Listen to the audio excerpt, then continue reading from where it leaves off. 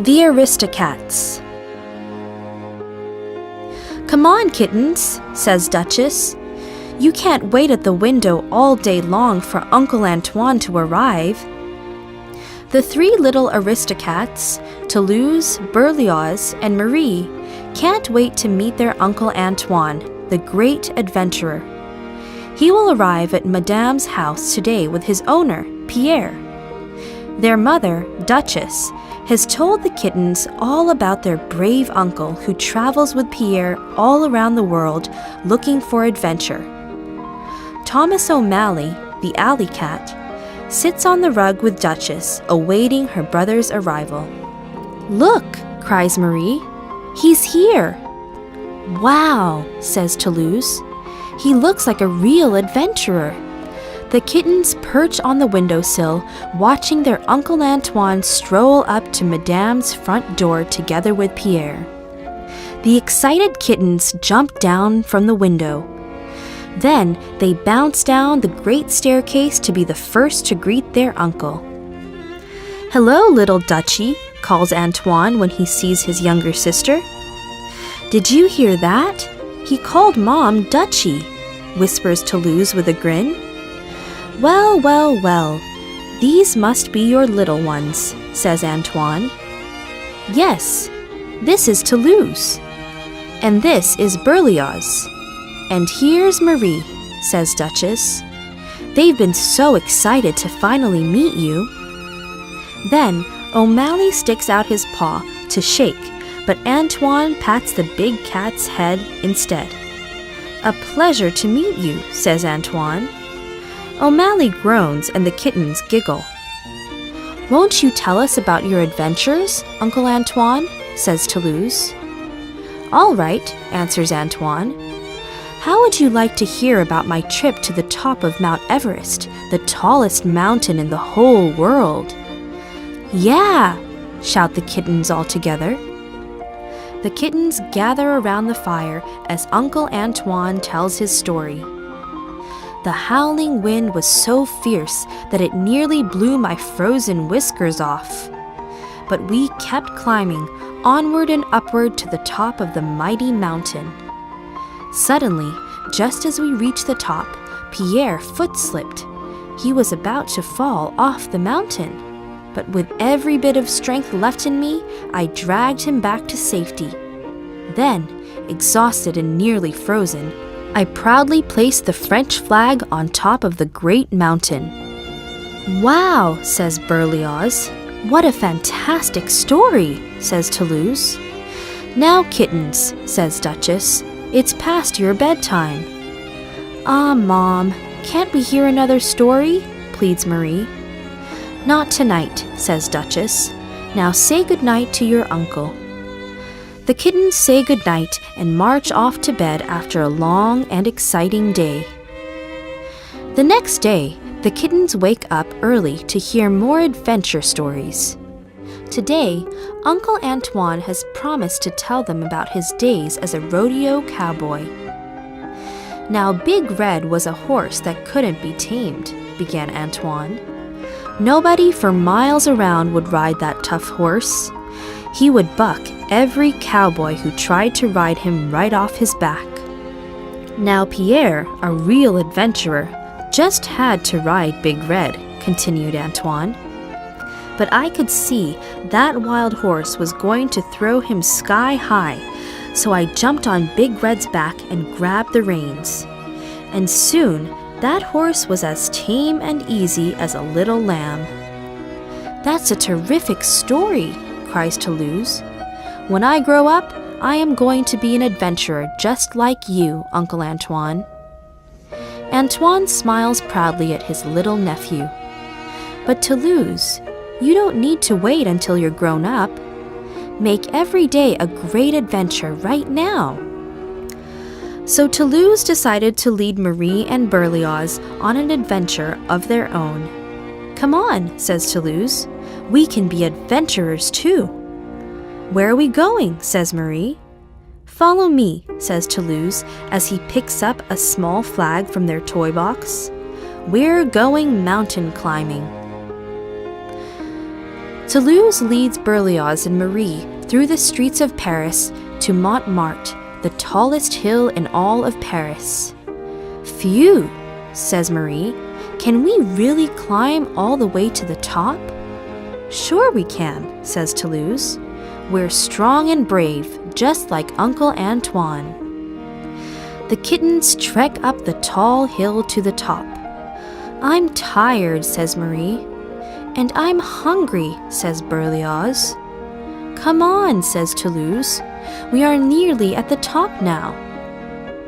Finally, the exhausted kittens reach the top of the hill. "We made it," shouts Toulouse as he pitches the French flag into the ground. "Just wait until Uncle Antoine hears about our great adventure." When the kittens arrive home, Antoine is asleep. "You'll have to tell him about your mountain climbing later, kittens," says Duchess. "Your uncle is sleeping." "Again?" adds O'Malley. "But don't worry, he will be up for dinner." Then Toulouse decides that they should have a rodeo too, just like the one their Uncle Antoine had told them about. "Come on, Roquefort," Toulouse calls out to their little mouse friend. "You can play too." "I'm Big Red," exclaims Toulouse. Marie hops onto his back and Toulouse gallops around the room, kicking his feet in the air like a rodeo horse. Roquefort rides on Berlioz, who pretends that he's a wild horse. "Yee-haw!" shouts Roquefort to Marie. "Ride 'em, cowgirl!" That evening after dinner, everyone settles around the fire to hear the story of Antoine's Egyptian adventure. "There, Pierre and I were, exploring the ancient Nile River," says Antoine, "when slowly our boat began to sink. Suddenly I saw sneaky little eyes popping up all around us," continues Antoine. "We were surrounded by crocodiles. The boat was sinking faster now," says Antoine. "But just in time, I spotted a tree hanging over us. I jumped onto it. Pierre followed me, but just as he was about to swing his leg up on the branch, a crocodile opened his big mouth to take a bite out of Pierre. I had to save poor Pierre, so I gave that ugly crocodile my fiercest hiss," says Antoine. "That poor crocodile turned his tail and swam away scared to death by your old Uncle Antoine."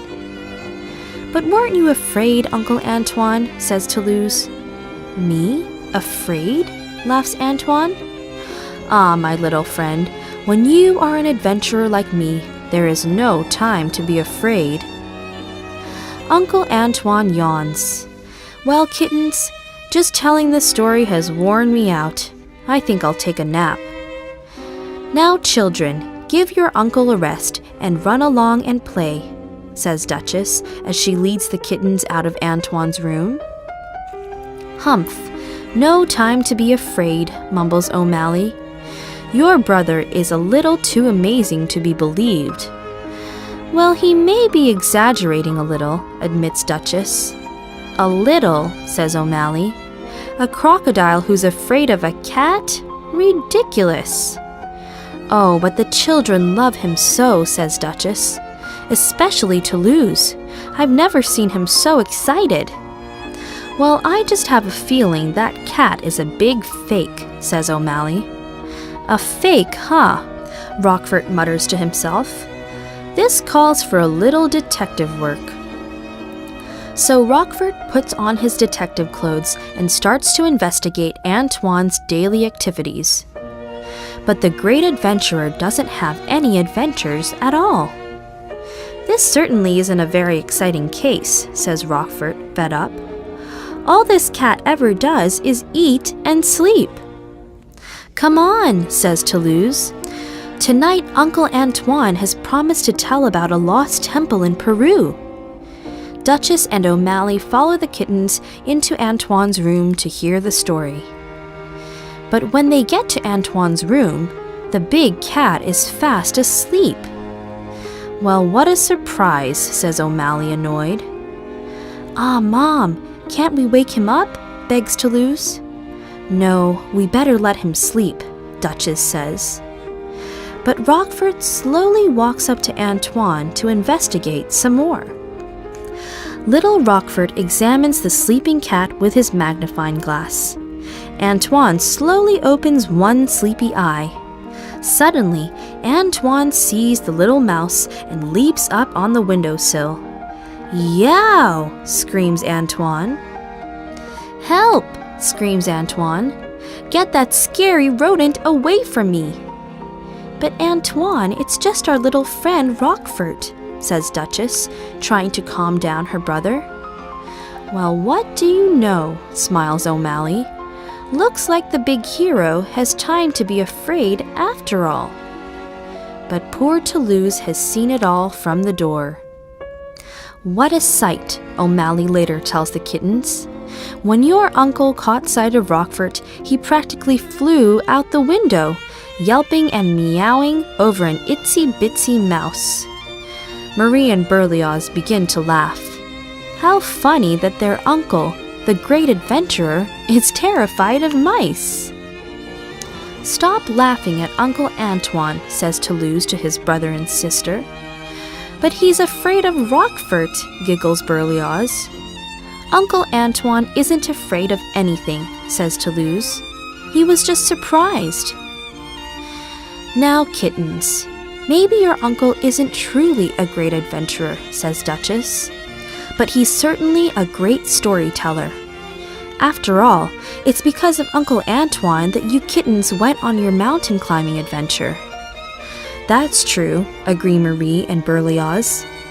"And it's because of Uncle Antoine that you want to become a great adventurer, Toulouse," continues Duchess. "That's true," Toulouse says. Next day, it's time for Pierre and Uncle Antoine to head off on their travels again. Antoine says a special goodbye to his nephew Toulouse. "So, my little adventurer, do not fear, for I will be back," says Antoine. "And when I return, I'll have more exciting stories for you of my brave adventures." "That sounds fantastic, Uncle Antoine," says Toulouse. Duchess and Toulouse watch as Antoine bids farewell. "Mom, I think Uncle Antoine is the greatest storyteller in the whole world," says Toulouse. "And you know what?" "What is it, dear?" asks Duchess. "He's still my hero," says Toulouse with a big smile.